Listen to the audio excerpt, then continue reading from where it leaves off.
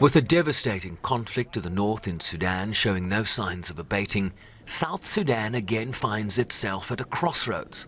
Opposition leader Riek Machar detained under house arrest amid charges of treason, murder and crimes against humanity, and a peace agreement that hangs in the balance ahead of key elections expected in December.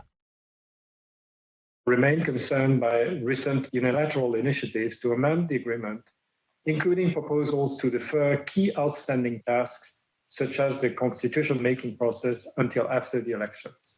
If pursued, such changes would alter the primacy of the agreement and its precedence over national legislation.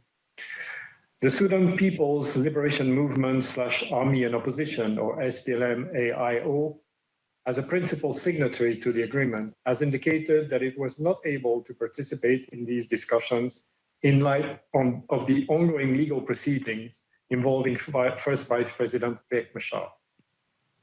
The party has continued to contest these initiatives and has reiterated its position that its participation in political dialogue is contingent upon Mr. Machar's release.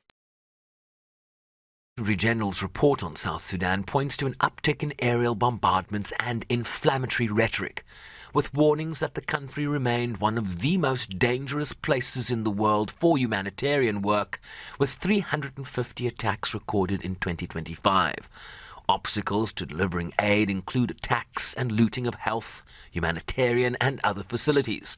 With almost 100,000 reported cases of cholera, the country now faces its worst outbreak in history, while almost 400,000 people have been displaced in just the first 5 weeks of 2026. Among the main signatories to the Revitalized Peace Agreement continues to drive heightened tensions, manifesting in armed confrontations in many parts of the country. In recent weeks, we have witnessed a sharp escalation of violence, particularly in Jonglei, with clashes between government and opposition forces. Both sides claim to be acting in self-defense, while at the same time preparing for the possibility of large-scale hostilities. The reports of aerial bombardments, inflammatory rhetoric, mass displacement and severe restrictions on humanitarian access observed in Jonglei are of great concern. Is that okay? He noted regional efforts aimed at revitalizing dialogue, with the holding of elections this year seen as a key milestone. The first since the country gained its independence in 2011, while welcoming a proposal for a leadership retreat in Pretoria under the auspices of the AU High-Level Ad Hoc Committee for South Sudan.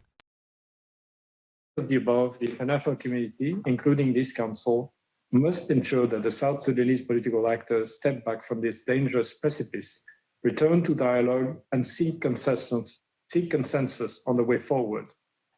The renewed momentum we're seeing in the region, the efforts by the African Union, IGAD, and South Sudan's neighbors are laudable and require our support, and require the united support of this Security Council at this critical juncture.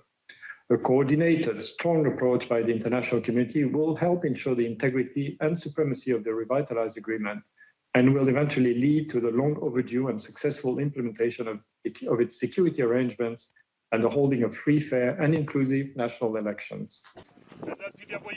With the AU goal of silencing the guns across the continent by 2030 increasingly in doubt. Under the current political, security and humanitarian environment, the UN peacekeeping mission is operating under increased strain, exacerbated by the broader financial crisis facing the entire United Nations that has resulted in cutbacks of some 25% across all peacekeeping operations.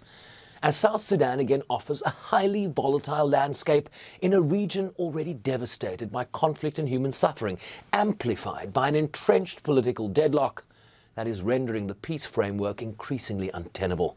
Sherwin Bryce-Pease, SABC News, New York.